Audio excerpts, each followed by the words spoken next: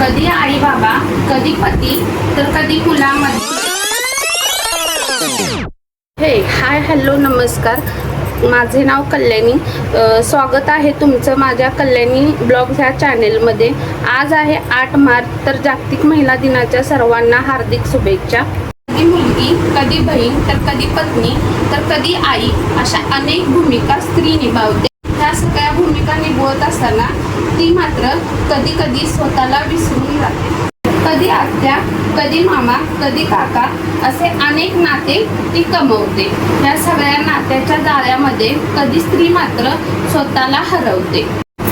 कधी आई बाबा, कधी पती, तर कधी मुलामध्ये ती मात्र या सर्वांच्या इच्छेमध्ये स्वतःचे मात्र स्वप्न विसरते.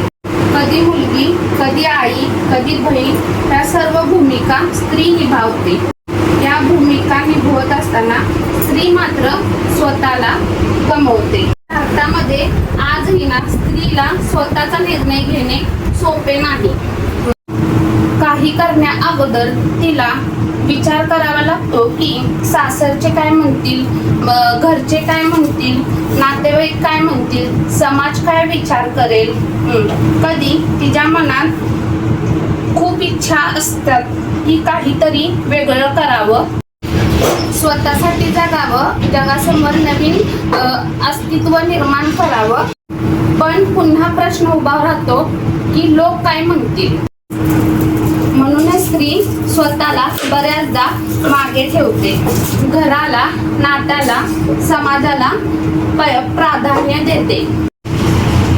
तिचं मन काय सांगतं, पण तिच्या जबाबदाऱ्या काय वेगळंच करायला लावतात. स्त्री शक्ती, स्त्री जन्मा ही तुझी कहाणी, हृदयी अमृत नैनी पाणी.